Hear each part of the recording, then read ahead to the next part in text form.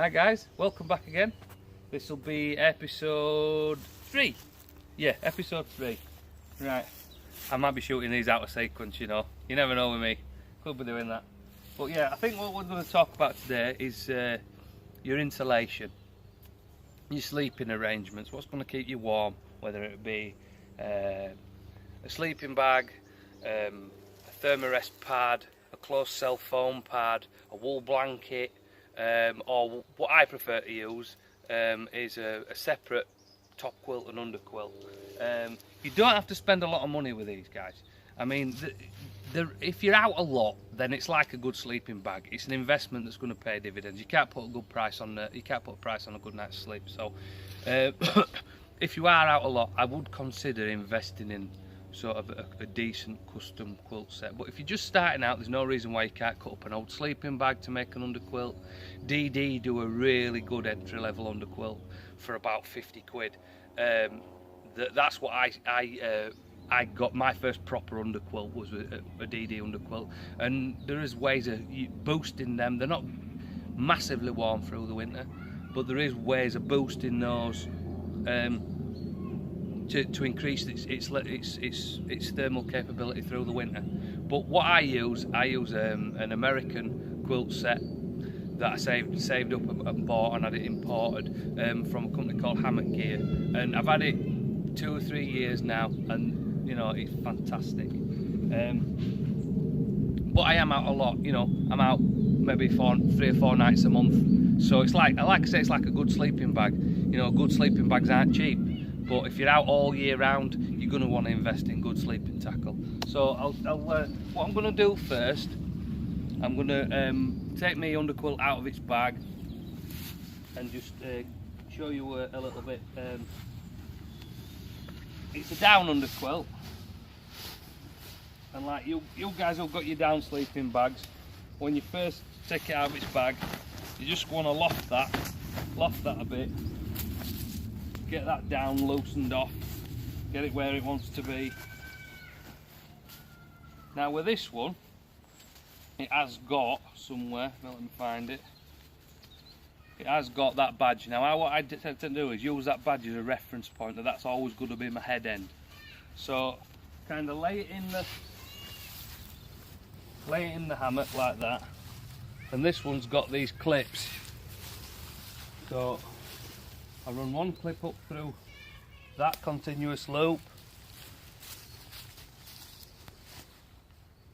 take my foot end clip up to that continuous loop like that, so that's clipped in. Now you will see that looks quite high, that, but there's no hammock inside it and there's no me inside it.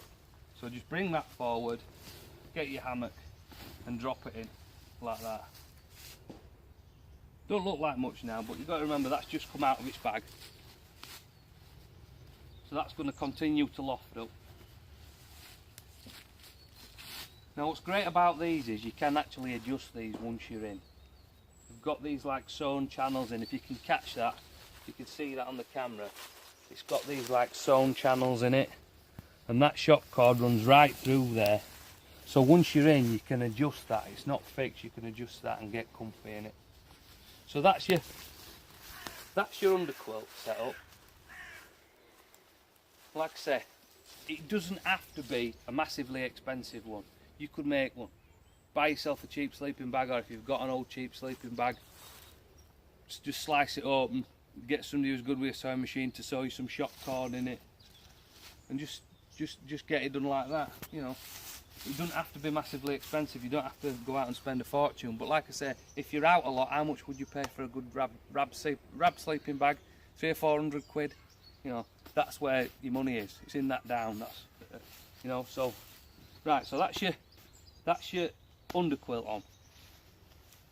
Next up is a top quilt. Now the top quilt to me isn't as necessary as the underquilt. You could use a sleeping bag, but when I say you could use a sleeping bag, you need to use a sleeping bag like a top quilt. Don't try and get inside a sleeping bag like you would if you were sleeping on the ground in a sleeping bag, because you'll end up twisting yourself in all kinds of knots trying to get into that sleeping bag, trying to zip it up. and then try to get in your hammock. It's impossible. So this sleeping bag again, it's a down sorry, this top quilt, it's a down top quilt. And what it has is it's no zips or anything. It's got this sewn in foot box. So all that does is, once that's lofted, I just drop that in there.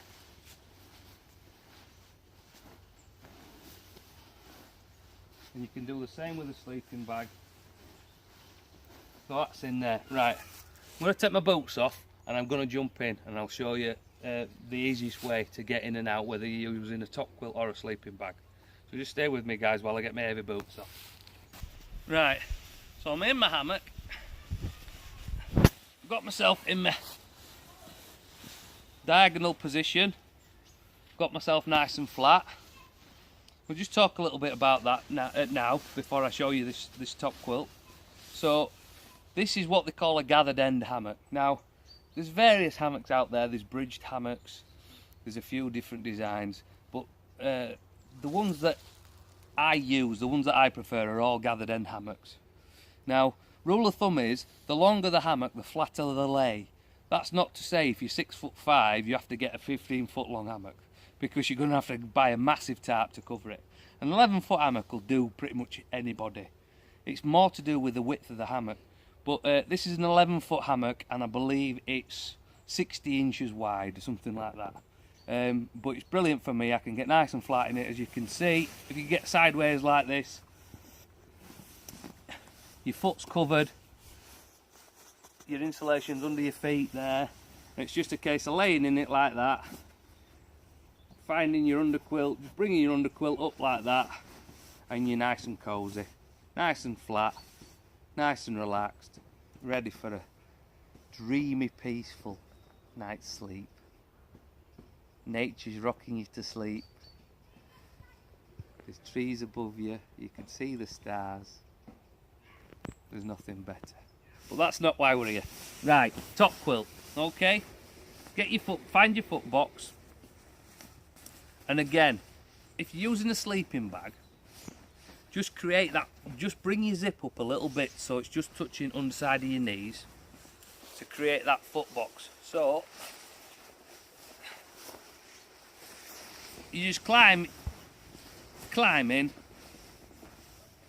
and this is your top piece. So if this is your sleeping bag, you kinda, if it's a centre zip sleeping bag, you kinda backwards, if you see what I mean. Obviously this hasn't got a zip, so get your feet in, again, get yourself comfy, and kinda just get that up under your chin, like this. And what you want to do, if it's really cold, get it up over your shoulders, and kind of just grab them loose bits of down, and just tuck them in round you, till you're all comfy and cosy. And just drift off to sleep in a cloud of down, a cloud of lovely downy warmth. Oh God. Right guys, I'm gonna have a little sleep now. This is your Uncle Beard saying over and out.